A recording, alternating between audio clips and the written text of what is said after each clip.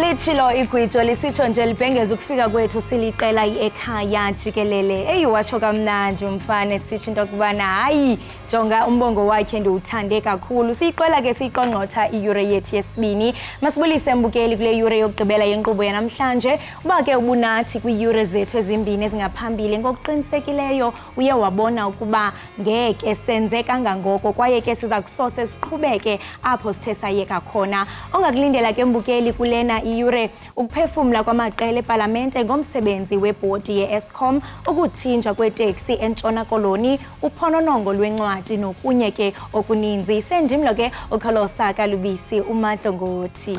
Hayi mbukeli ngempela uqinisile ukholosa ngeke uzukholwe nayo mangakutshela ukuthi asephelenya amahora amabili ohlelo lwakho lokuyintandokazi Ekhaya Jikelele. Njengoba ubona ke nayo ukuthi hayi sesiguqule ngisho nendlela esisakaza ngayo. Uyabona nje ngisho nama graphics ethu ke hayi mahle ayakhanga futhi. Igama ke le channel esikuyo Makholi ili high lapha ku DTT. So I channel yethu ibizwa ngeli high. Ilapha sikhona ke thina si Ekhaya Jikelele ku DTT. Kanti ke njengamanje mbukeli njengoba singena nje ke ehoreni lethu lokugcina ake sibheke indaba ihamba phambili kuleli hora.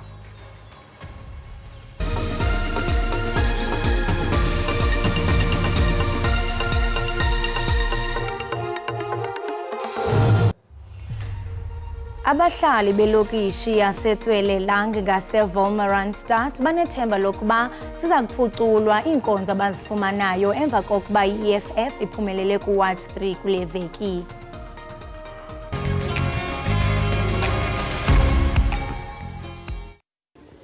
Lutshani nginguleno wasigushetshelo umrhatsho ikwekwezi FM emthonjeni 9 to 12. Siyakwamukela ehleleni elitsha likamabonakude lendaba ezinabileko Ekhaya Jikelele. Sikhamba nawe nayomsebenzini uthinge esikolweni konke okuhlokako uyokuthola zamba nje siphuma phambili indaba siqahe ngezemidlalo ubujamo bezulu ukuthi na uphuma ekhaya wazi ukuthi umbathe njani.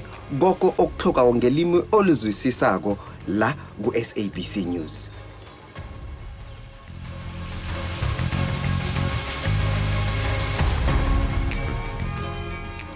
Lizoqhubeka namuhla enkantolo ephakeme yasePitoli icala labesilisa abahlanu abasolwa ngokubulala isihlabani sebhola lezinyawo uSenzo Meyiwa. Leli cala lahlehliswa emasontweni amabili edlule ukuze phela abameli babasolwa abanikwe ithuba lokubukisisa izithombe engaphezulu kwama700 ngaphambi kokuthi baqhubeke nokupheka ngemibuzo ufakazi wombuso uConstable Sizwe Zungu. uZungu ufakazi oqala ukusola bonke abasolwa ngecala lokubulala uMeyiwa. Zininzi indlela eziyakuvalwa eKapa namhlanje ngenxa yomngcelele ocetywayo ngumbutho we-EFF.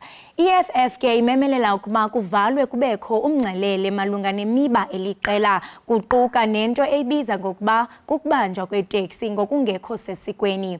Kodwa sithini isimo sombutho omkhulu weteksi?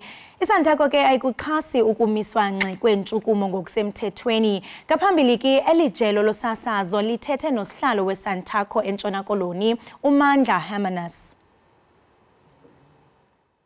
As Santako, we support the march to the pound from Vengate Mall to Ndabeni where the pound is.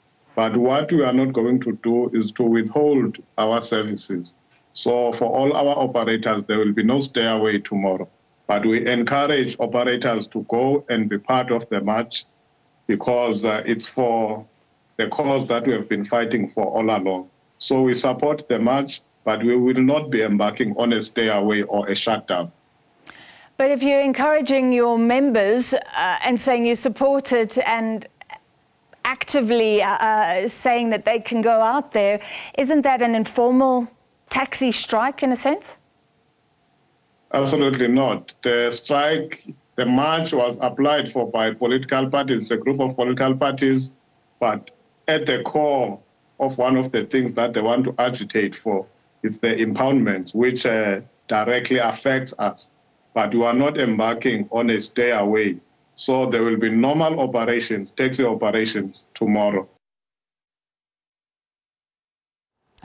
Abahlali belokishi yaseTswelelang ngase-Wolmaranstad banethemba lokuba ziza kuphuculwa iinkonzo abazifumanayo emva kokuba umbutho i-EFF uphumelele uWard 3 kwiveki ephelileyo.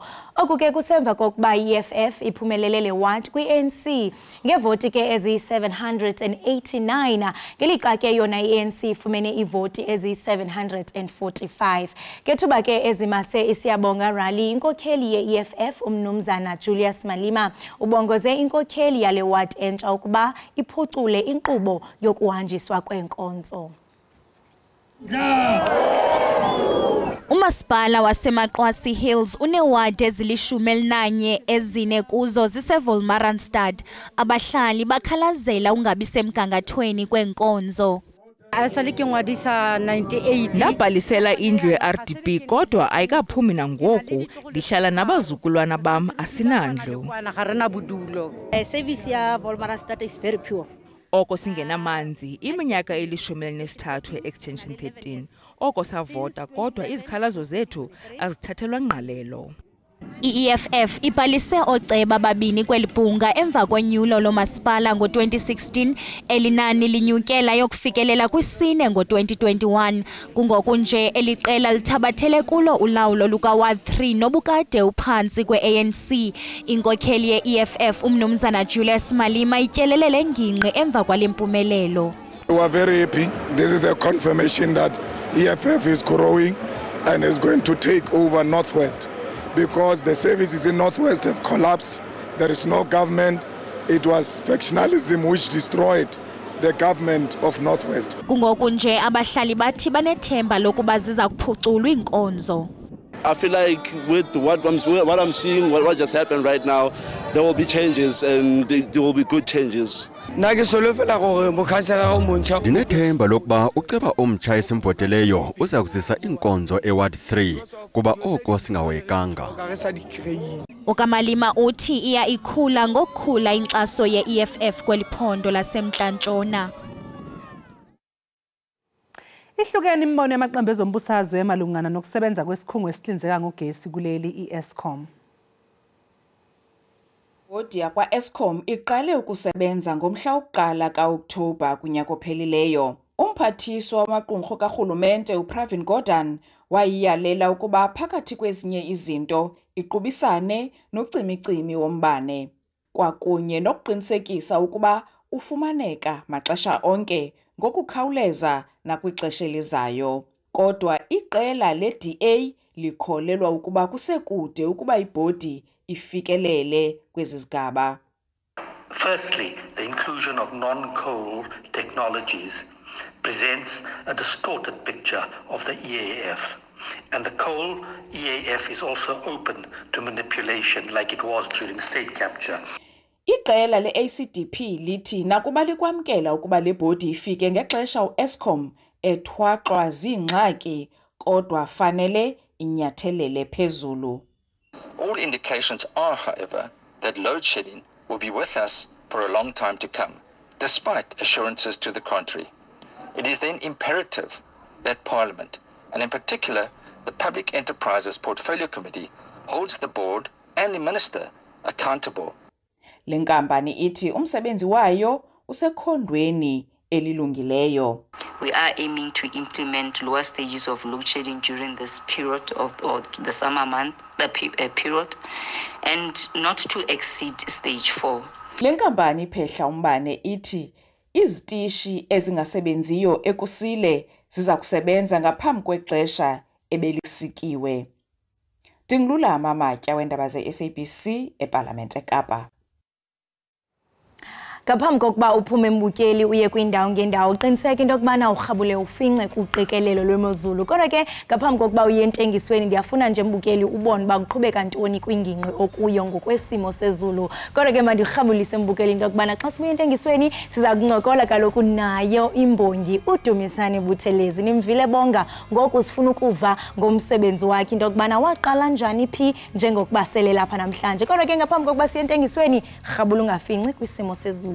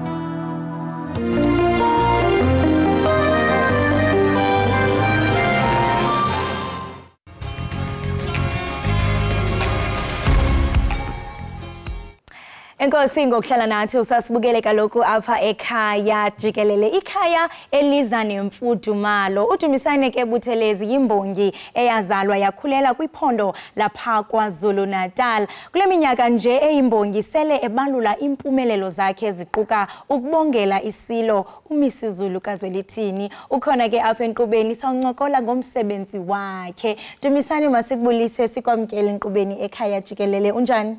Ngiyaphila unjani Ntokazi? Ngiyaphila. Angibingelele nombukeli ngasekhaya. Kwaze kwayintokozo ukuba kuleli ikhaya. Cha, ngiyalizwa nami lifudumele ngempela. Ne? Kakhulu. Nawe kodwa uthe waza nemfudumalo yakho. The time ubusenza inkondlo yakho kwavele kwamecha ndathi yeke. Kwavele kwahlangana kwafudumala kakhulu. Aw, siyabulela kakhulu nathi ke si ekhaya Jikelele siyachulumanca uba sibe nabantu abafana nawe. Engaphambi kokuba ke sihlabele emgama nalencoko yethu. Khawuxelela umbukeli kuba uye wambulisa pha ekhaya. So uyazibuza into abana inoba ngubani uDumisane nabethunana. Khawuxelela ababukeli ba ungubani kanye kanye.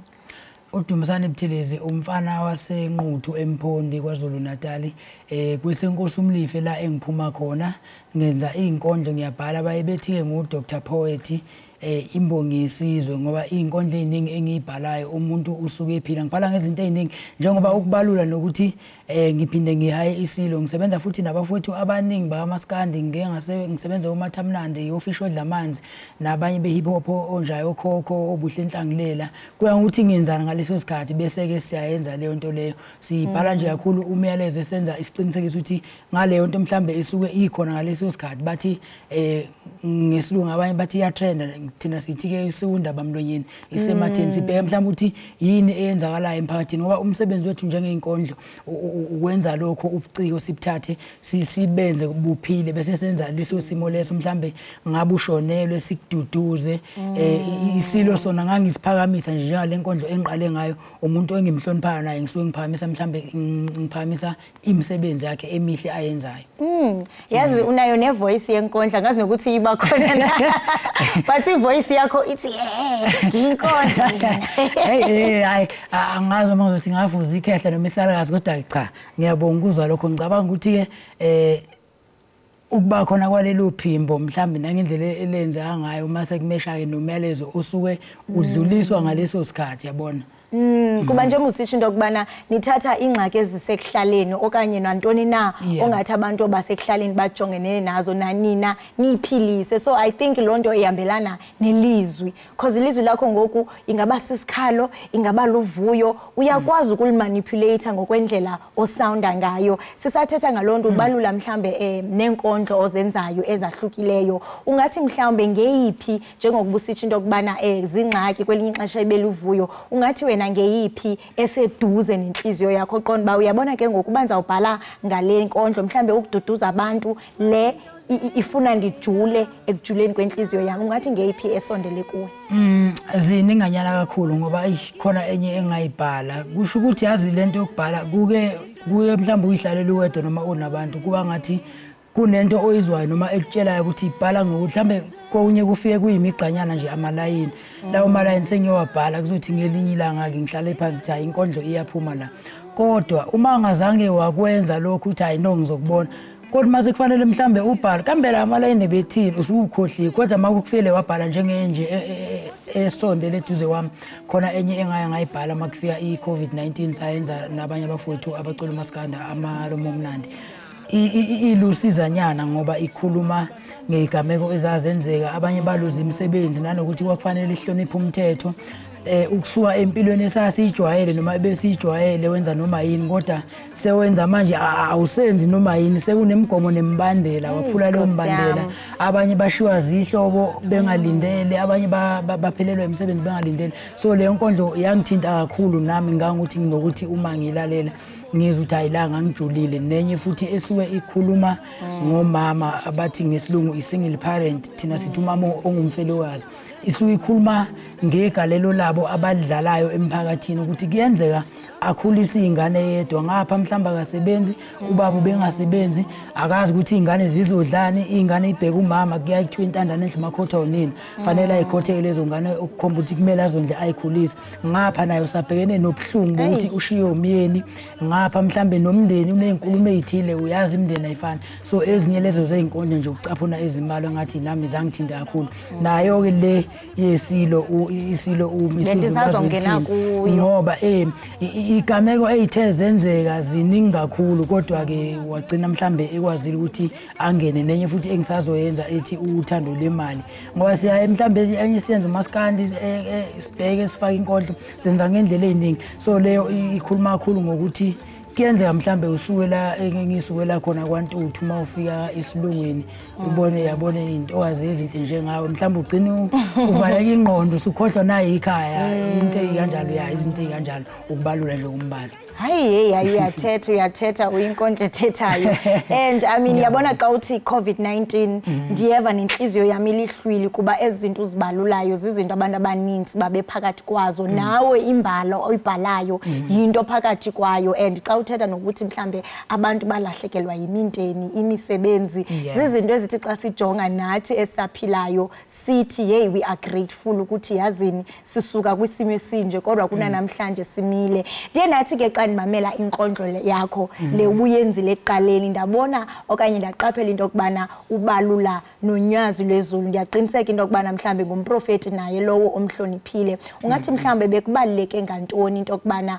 umxube nawo kwinkondlo yakho kuba singatsho sithi singama-Afrika inkolo umuntu ayilandelayo okanye olokholo lwemveli athi umuntu uzibophelela kulo lubaluleke kakhulu njoba ngibala unyazi lezulu kushuthi ngoba uzwa mhlambe nomsindo walenkondlo angathi unobu Africa umprofeti owabusiswa kwaShembe yilo wabusiswa uthingelo nkosazana so kwaShembe ungathini ubaba wakhe weyikamoya njengoba wazi ukuthi singabantu sehlukene khona abakholela einkolweni zesintu kanjalo nami ngase ngibona ukuthi hayi mhlambe ngemisebenzi emihle esengeke ngayibona ephilisa abantu ngokwesintu nabasuke bekholelwa lapho mhlambe ake ngimpraise ngimbonge nje ngimenzele inkondlo ethi yena ngoba ikakhulukazi ngiyibheke mhlambe nomuntu osuke enamagalelo emphakathini bese ngibuka ukuthi kube khona mhlambe ukuthile engimbhalayo ngayibani ngakhulu ke ngoba njengoba ubala nje ngikhuluma ngomprofeti uXaba aboma Mdudu Khoza umsakazo lwesikhondla khondla naye futhi ngamenzela kakhulu nabantu abafana nabo Bongani Mavuso oswedlula emhlabeni ngibabonga nje ngemisebenzi yabo ukuthi abantu esikhule nathi sibukela kubona kodwa saze safika nathi sawazi ukuhlangana nawo so imisebenzi abayenzayo nathi sikhule sibukela kubona ake singakhohlwa imvelaphi yabo noma izinto ebebezenza ake singabi lokho kuthiwa umuntu ubonga esefile ake ngimbhalele nje noma ngingenakho ekutheni kodwa ngalokho ngikhombisa ukuthi ngiyam-appreciate ngiyamjabulela ukuba khona kwakhe siyawubona amagalelo akhe umnikeza intyantyambe saphila akwazi bana azinukise yebo esayibongela ngiyaxoxa umndeni esayibongela kungaze kuthiwa hayi umuntu ubongwa esethule mina angikholelwa yilokho ngoba usuke ngaseze ukuyiphendulela mangihluleke ukukunika okuthile ngithi hayi nakho ngiyabonga ongenzele khona nawe uphendule ungibusisa mangibusisa mangabe sengithi mhlambe usulele kubandayo sengithi hayi ngiyakubonga usuthule angazi uma ujabulele noma kanjani njengalamacucuzana phawona Nkosi hayi cha impela kunjani uphakathi kwezinto esingathi into okubana zimpumelelo kuwe njengombongi kukuba mhlambe uye wabongela isilo sakwaZulu umisizulu zwelithini ndiqinisekile nawe uthi xa ujonga uqonda ba yo ndimlo ndifikelele njani kwelinqanaba phakathi kwezinto ke eziyimpumelelo kuwe ewe ubalulaye ukubongela isilo ungathi mhlambe zeziphi ezinye izinto ongathi hey uproud of zona kule journey yakho njengoko ubalula nabantu esingathi into kubana baba negalelo elikhulu kwimpilo zabantu ababongela ya kimina yazi okunye ngakubala njengempumelelo ukubongela isilo kungezinye zezinto ebeyimpumelelo kakhulu kumina engibone futhi thatha ubuciko bami ikubeka kwelinye izinga okungagcini lapho ngoba nokubongela futhi abantu abanjengabo umProfit Xaba uMamdudu Khoza nakho ngibone kungikhulisa kwenza umsebenzi wami wasabalala ngoba ngiyakhumbula ukuthi ngo2017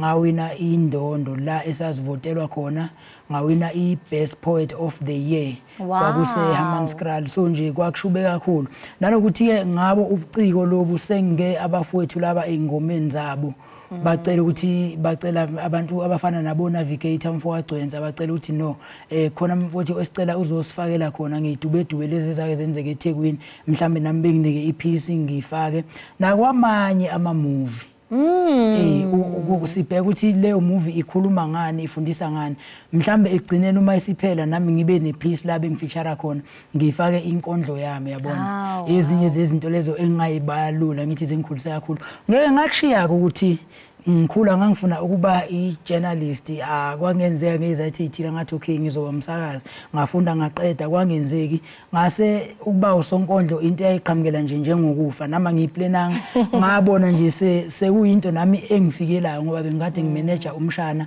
ngenhloso kodwa uthi ngelinye ilanga namhla ngaphakama ngiyomphakamisa namanye amaciko kusho ukuthi wawina ikhathi ezu7 kulandelana ngaphansi kobuholi bami nami ngangazi lutho kodwa ngibonga amathonga noNkulunkulu nami ngayibona sengiyangibhala ngoba inkondlo yami yokuqala yayithi uNomathemba ubuciko bami beyinkondlo angazi kanjani kodwa ibona futhi obabuye babaliwele bangivulela umnyango kuphi emsakazweni ngayithola sengithola ishow emsakazweni ishow yasemsakazweni ke ngayithola futhi nayo isingitholela ishow kwiTV kwenye ama TV khona ishow yomculo wesintu engangiyenza so nje bekulokho okunye kudonsa okunye so ubuciko beyinkondlo bungikhulise nje kakhulu kanjalo nanabanye ke abafuthi nodade wethu abangikhulisile senza nabo ama poetry session ekuthena mangikhula ngavula ikhampani yami ke namla engithathile amanye amaciko ngwazama ngendlela engwazama ngayo abanye ngibafakela even mahala umculo wabo kuma digital stores ngibakhulisa la mina engishayeke khona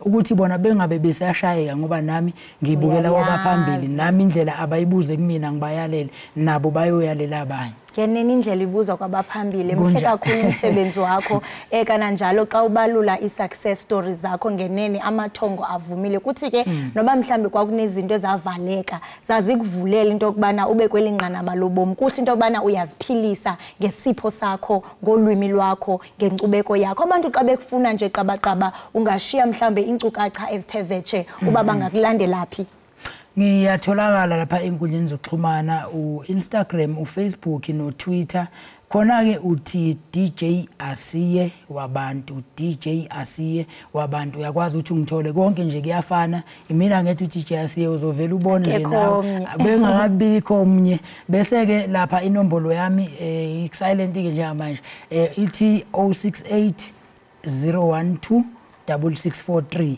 068 012 6643 uyakwazi ukuthi mawuliciko nawe ufuna sixhumane ngendlela la singakhulisana khona usondele noma mhlawumbe ufuna ngizonandisa emcimbini wakho ngiyakwenza futhi nalokho ungangithinta kuleyo number 068 012 6643 DJ Asiye wabantu ku social media zonke inkundla DJ Asiye wabantu asibambe ngazibini ngexesha lakho sikunqonelela konke kuhle kodwa ke awuzohamba ndithi because hayigqibeleni ikhona into osiphathele yona no umkodla wami usagcwele nje uyanyinyitheka ifana ngqwane enkqubo yethu ekhaya jikelele right ubukeliwe ekhaya jikelele lo besetha naye kaloku yimbongi ukwangumbhali kwakhona igama lakhe kaloku nguye uDumisane Buthelesi besixelela banzi ngomsebenzi wakhe omhle awenzayo njengembongi kodwa ke masithi gqwipha evenkileni iqiniseka ugqushi awugqusha lazi ubukele ekhaya jikelele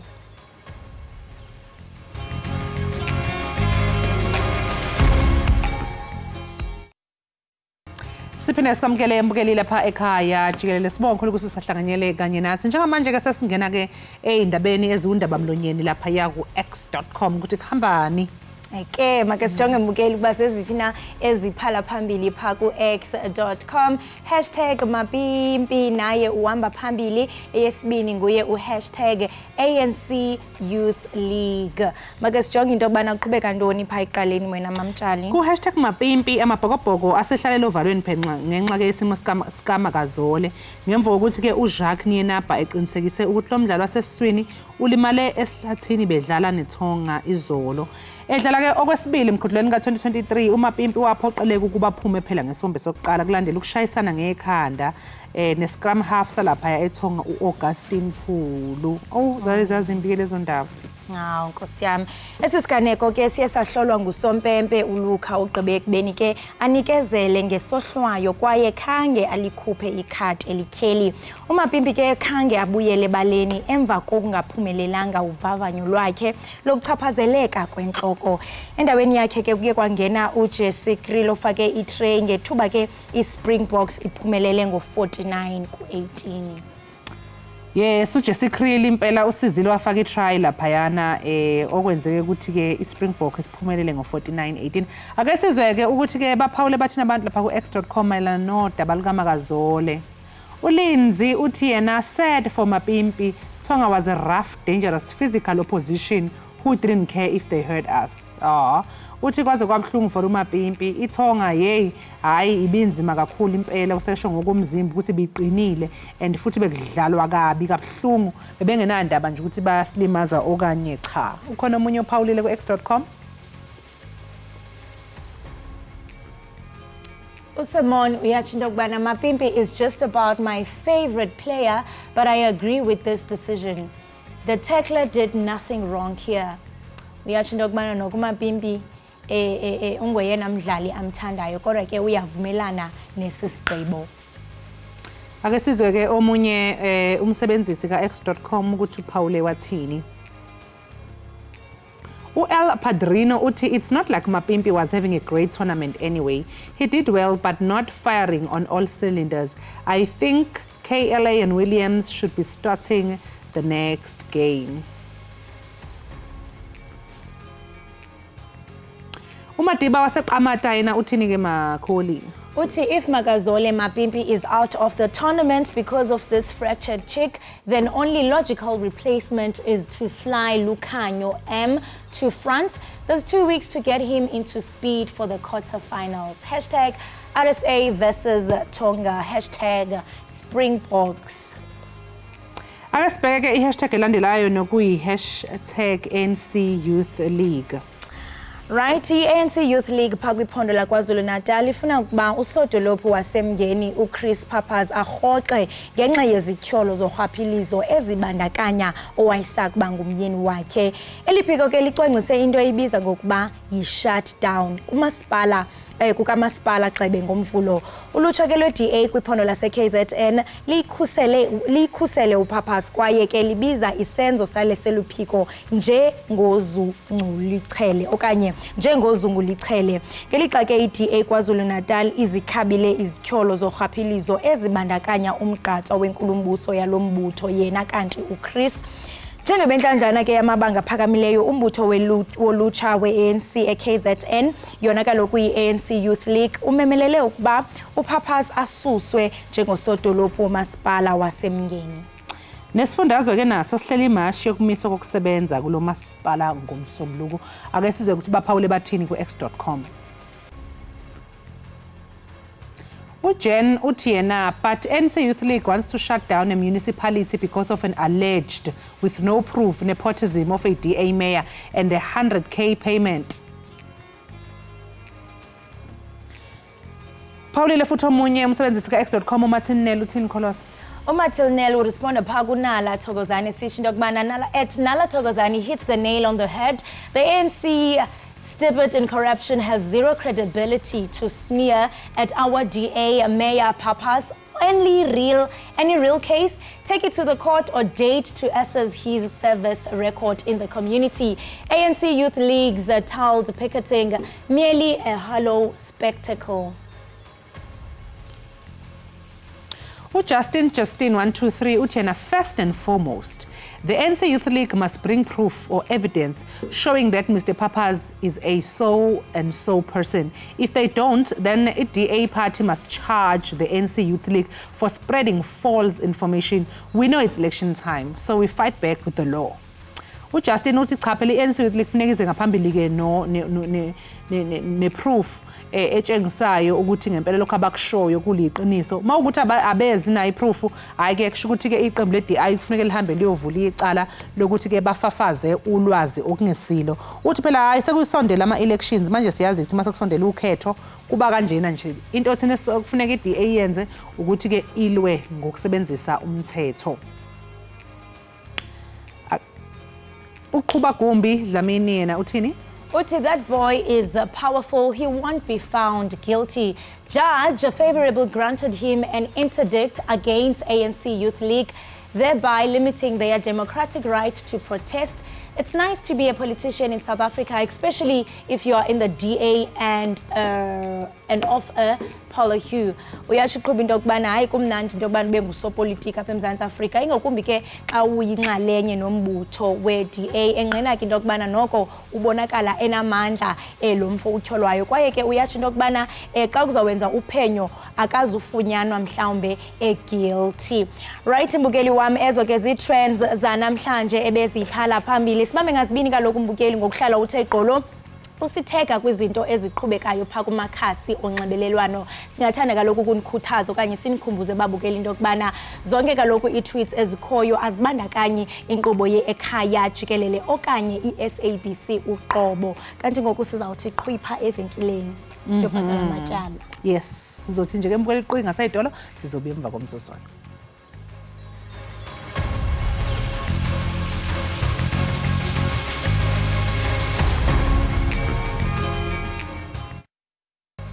Siphinde sikwamukele ke mbukeli wekhaya Jikelele sibonga kakhulu ukuthi siwahlanganyele kanye nathi. Ziningi izinto ezinomthelela ekukhulelweni futhi ezihlotshaniswa nokuthatha izinto ezisetshenziswayo ukuhlela umndeni ezincane kakhulu kanye nokuntuleka kwabahleli besifazane. Ukuhlela umndeni mbukeli kuyithuluzi elinamandla lokunciphisa ukukhulelwa okungafunwa kanye njenge nenani lokukhishwa kwezisu okungaba nomthelelo ongemuhle emphakathini. Uxoxa nathi ke kabanzi ngalolu daba sixhumana noMatshepo Damane wezempilo. Sisimatshepo sikubingelele sikwamukele lapha ekhaya Jikelele sibonga kakhulu ngesikhathi sakho. Siyabingelela sisimi njani? Hayi usiyaphila nathi simqemane siyajabula nathi ukubona ukuthi nawe uyaphila. Matshepo mhlambe ake siqale nje ngokuthi usitshele ukuthi ubani ofanelekayo ukusebenzisa izinto zokuvimbela inzalo noma ukuhlela umndeni. Who is eligible? Umuntu ofanelekile noma o-eligible ukuthi angasebenzisa izinto zokuvikela inzalo umuntu esazi ukuthi yena sekasesimeni sokungathi angazala ingane. So umuntu esazi ukuthi umzimba wakhe sovumelekile ukuleso simo sokuthi umama kungenzeka ukuthi alalane lo muntu loyo angaba sesimeni sokuthi angakhulelwa lo muntu loyo uye kanye ofanelekile ukuthi angasebenzisa izinto esizisebenzisayo ukuhlela umndeni. Yebo Matshepo manje ke uma ngabe ke mhlambe sesithathelele sosinqumo sokuthi kuzobe sesebenzisa lezi zinto ke izovimbela ukuthi ke noma ezobe ihlela umndeni noma ivimbela ukuthi akhulelwe engabe unquma kanjani ukhetha kanjani kulezi indlela ezahlukahlukene ezikhona? Into ebalekile nento abantu abangayazi mabafika emtholampilo ukuthi umuntu ufika basuka bane information yokuthi umuntu usuka afuna ukusebenzisa ini kodwa ngomongikazi sisuka sibheka izinto ezithize kune criteria esisebenzisayo yokubheka ukuthi umuntu sesimeni sokuthola kungaba any of amapilisi noma kubo imijovo esisebenzayo ukuvikela inzalo kusibheka impilo yomuntu usibheka ukuthi kunama amapilisi noma imithi umuntu ayithathayo sibheka ukuthi akunazifo umuntu enazo aphila nazo kunalezifo esizibiza ukuthi they are chronic uthola ukuthi imithi yakhona ayidingakali kuma kumapilisi noma kumijovo eminye sisebenzisayo yokuvikela inzalo. So sibheka izinto ezinjalo sisuka futhi sibambisana nomuntu osuka eze emtholampilo ezofuna amapilisi noma imijovo yokuvikela inzalo. Sichaza kabanzi ukuthi masibheka hayi ukuthi sizokunikeza le ozoyicela wena njengomuntu, kodwa kunemibuzo esiyoya kuyo esiyokubuza ngayo, kunezinto esizodinga ukuzazi ngawe ukuthi wena uphila kanjani nokuthi akukho ukugula wena onako nemithi ethize wena eyithatha ezosenza ukuthi uma sikunikeza leyo mjovo noma lawo mapilisi ozobuwathatha okuvikela inzalo kube ukuthi siyazi ukuthi izosebenza, angeke kube ne contradiction yamapilisi owathathayo namapilisi esizokunikeza yona noma imjovo esikunikeza yona. So sibheka lokho ukuthi i-health yomuntu isuka ibanjani. Leyo sibheka imibandela ekufanele silandele ukuthi kunalezi zinto lezi ezosenza ukuthi sikhona ukunikeza lokho okuthize, ngoba siyazi ukuthi kulezi zinto esinazo noma eSouth Africa sizisebenzisayo zokuvikela inzalo, sinamapilisi, sinemijovo futhi sinama implants umuntu angayisebenzisa. So sibheka kulezo zinto sikhona ukuthi sisizane nawe sikutholele suitable noma indlela elula noma ezoba yiyo ezokusiza ukuthi wena ukhona ukusebenzisa lawo mapilisi noma leyo mvikela yenzalo isebenze kuwe, kungabi nento ezoyiphazamisa kuloko. Mathepho ke njengomhlengikazi mhlawumbe mangabe sigxila nje ke sibheke lolu daba lokuvimbela ukuzala emantombazaneni asemancane, mhlawumbe ke sithi nje izingane esase high school for example, ngiyazi ukuthi njengoba kunezindlela ezahlukahlukene zokusebenzisa, kukhona encamela ukuthi nikusebenzise kwasebancane ngoba mhlawumbe uthola ukuthi eminye imijovo mhlawumbe isiqine kakhulu, isistrong ukuthi singavimbela ukuthi mhlawumbe even nakuyi future ngesikhathi ezayo kube nzima ukuthola izingane. Mhlawumbe ikhona yini imijovo noma amaphilisi okuthi wona abhekiswe kwabasebasha abasebancane ukuthi bona basafisa ukuthi mangabe khamba isikhathi kube lula ukuthi bathola abantwana mangabe sekufika isikhathi? Eqinisweni sisi uma sesinikeza imijovo sisuka noma umuntu makasesimeni sokuthi angakhona ukuzala sisuka sibheke entweni ebiza ama-hormones womuntu wesifazane. So that means umuntu sekakhule ngaleyo ndlela ukuthi umzimba wakhe so ungavuma. So kuloko esikusebenzisayo eMzansi Afrika akukho ama-restrictions noma ekutheni ukuthi kune a certain age esingabheka kuyo ukuthi lesizoyinikeza ingane ezincane noma lesizoyinikeza abantu abadala. Njengoba ngishilo ukuthi masibheka imibandela sisuka sibheka nokomzimba komuntu ne history yomuntu umuntu ukuthi yena uphila kanjani nokuthi kunezinye izinto na ezingasiphazamisa noma ezingasenza ukuthi singanikezi imijovo ethile noma amapilisi athize. So ngalokho akuna the relevance of age restriction because sisebenzisa ama-hormonal contraception la eMzansi Afrika and also nama non-hormonal. Yebo, Mathepho mangabe sikhuluma ngazo ke izingane esema high school, ucwaningo luyakhombisa ukuthi intsha ekhulelwe ingahlosile ivamisa ukushiya bese ke iphuthelwa imfundo ingabe saye esikoleni. Engabe mhlawumbe yini enye okufanele ukuthi yenziwe ekutheni kufundiswa amantombazana asemancane ngokusebenzisa izinto zokuvimbela inzalo kanye nje nezingqinamba phela ezihambisana nokuba umzali osemncane?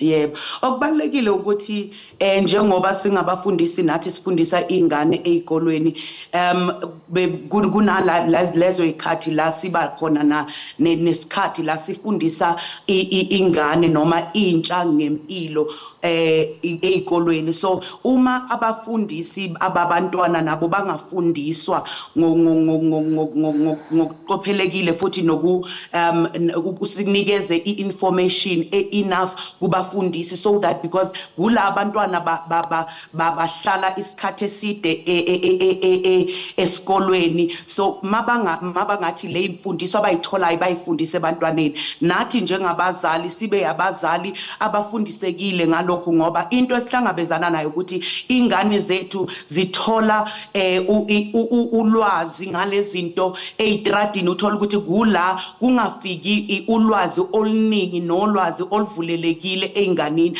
bavele bazi ngokuncane kwaloko bathathe lokho bagijime ngalo ngoba abafundiswanga nokuthi i-information abanikezwe yona akusi information egcwalisekile ne-information nabantu abangakhona ukubuza imibuzo kubo. So into engasiza ukuthi sibe khona njengabahlengikazi nathi ukuthi mabafika sikhona ukuhlala nabo sikhona ukubanikeza ulwazi ngokuhlela impilo zabo nokuthi sibafundise ngokuthi sihlela kanjani imndeni nokuthi zisebenza kanjani lezi zinto ngoba mawukuthi uyathola mabafika emtholampilo besuka sebanokusaba ngezinto ezithize sizisebenzasayo ngoba baye bazizwe estradini azange bafundiswe kabanzi ngazo. So yinto engasiza lokuthi siqhubeke kuqale nje ezikolweni la bahlala bekhona khona nabazali sithi masithola isikhathi bathole nabo ukuthi bazofundisa ukuthi ngiyathanda ukuthi eyami ingane ingaqala ihlele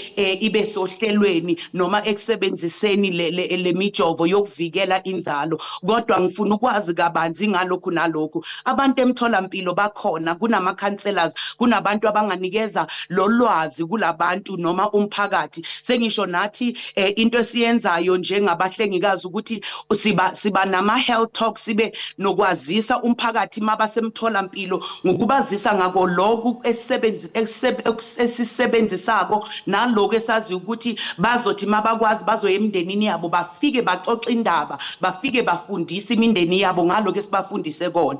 So lokho kungasiza kakhulu and into ebalekile futhi ukuthi ingane zethu zisuka zingazi ukuthi masihlela impilo sisuka sihlelele ikusasa lethu. So uma singabafundisa ukuthi sihlelela ikusasa lethu ngoba kunezinto mase so umzali usemncane abaningi yebo bayaphuma ezikolweni abaningi bagcine sebangasatholi nethuba lokuthi bangabuyela ezikolweni ngoba kusuka kungenamuntu nasekhaya ongasala nengane kusuka kungekho naleyo mali yokuthi ungathatha ingane uyise ema-crash ukuthi yena azokhona ukuchubeka nesikoleni. So lezo zinto yinto okufanele nokuthi sizibheke njengoba siwumphakathi ukuthi isizathu sokuthi lezi zinto zifundiswe lengane nokuthi ingane zingakhona ukuyisebenzisa ukuthi sikhona ukuhlela isasa lalo sizoba nabantwana abanekusasa eliqhakazile. Yebo Mathepho, ngixolisa kakhulu ke ngokwephula umlomo lapho nje sesishawa isikhathi sisi.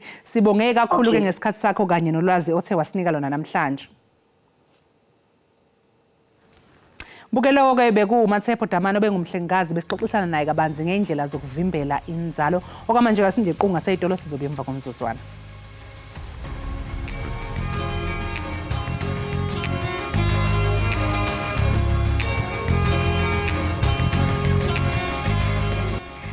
Sibambe ngazo zozibini ngenxaso yenu engagunqiyo nibukele Ekhaya Jikelele. Namhlanje ke siza nesinye isiqendu sophononongo lencwadi ethi kulo mathafa aseDamasco.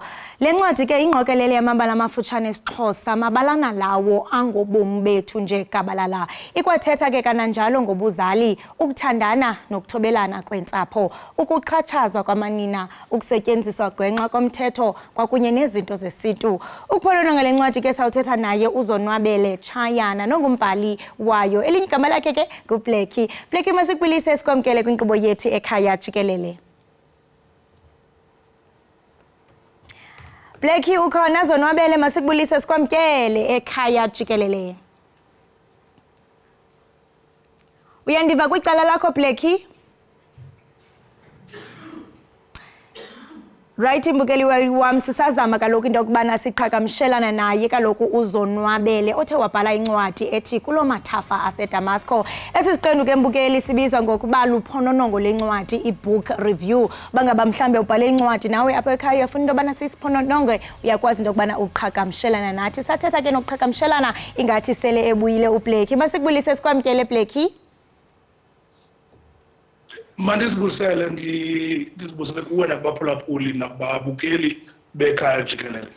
Ungathi intoni eyakhuthaza uba ubhale le ncwadi kwaye nje lingqokelele amabala amafutshane kwaye kutheni nje ukhethe isiXhosa njengelona lwimi ugqithisa ngalo lamabali kwaye siyaphawula into yokubana isahluko ngasinye sibonakala sidlulise umyalezo owodwa uluntu. Ungacacisa uthini ngoko?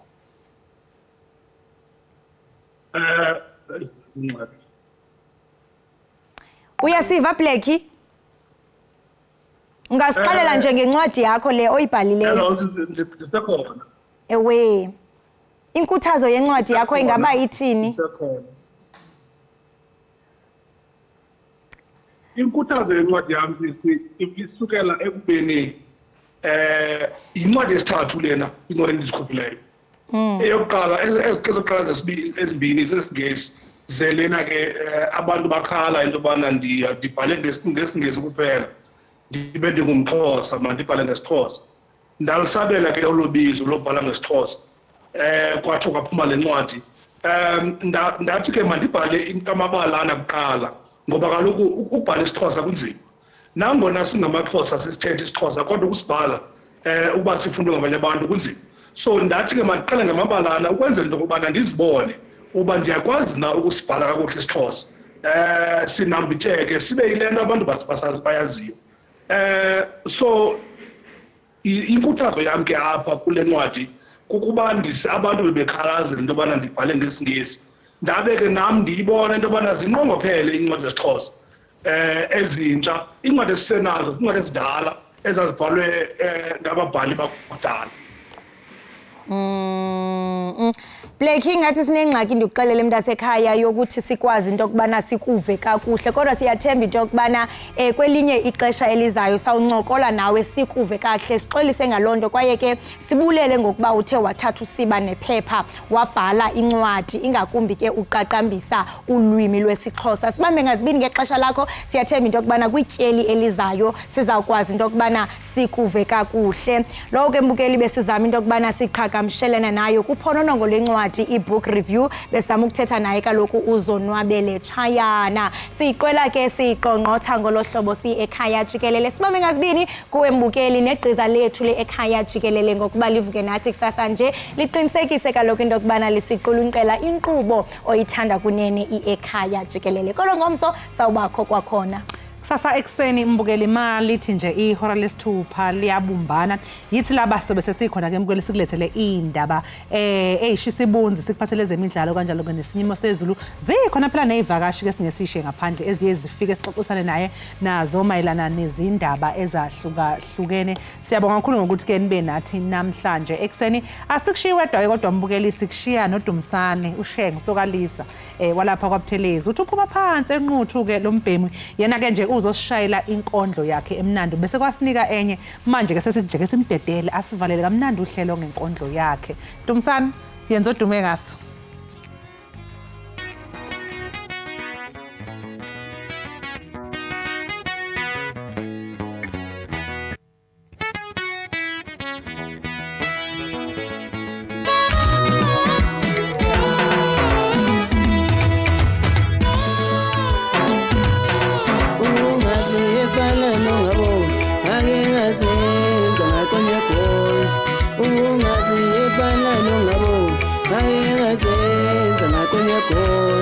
Usehamba nabadumile ake ngazenza ngakonyeko usehamba nabanemali ake ngazenza ngakonyeko usehamba nabadumile usehamba nabanemali usehamba nabanemali usehamba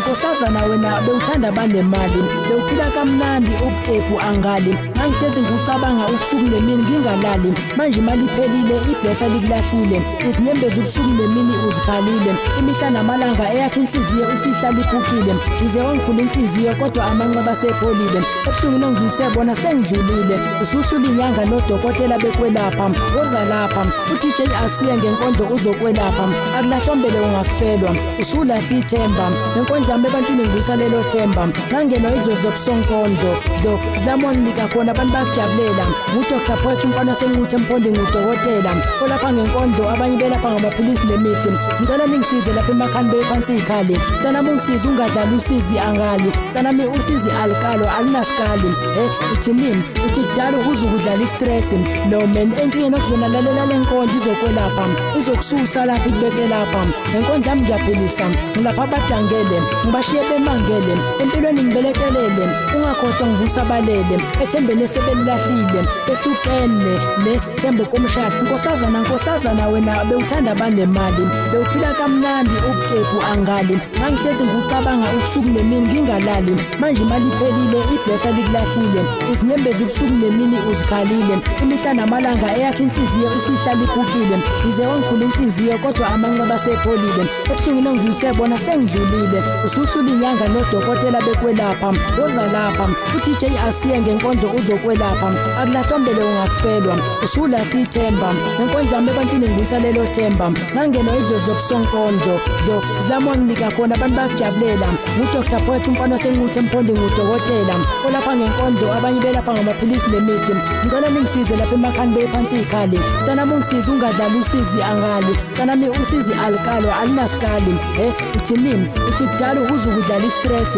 no man enkingeni okuzona lalela lenkonzo izokwelapha izokususa lapha ikubeke lapha lenkondlo yami ngiyaphilisa ngilapha abadangele ngibashiye bemangele empilweni ngibelekelele ungakhohlwa ngivusa balele ethembeni sebelilahlile behlukene nethembo komshado nedivorce no man lalela boss yazi it's not over but please just take over ngekusasa lakho vula ingqondo yakho ungisize ungasibulali empilweni ungalimali please ungabhayiziswa imali izwa la ungalibali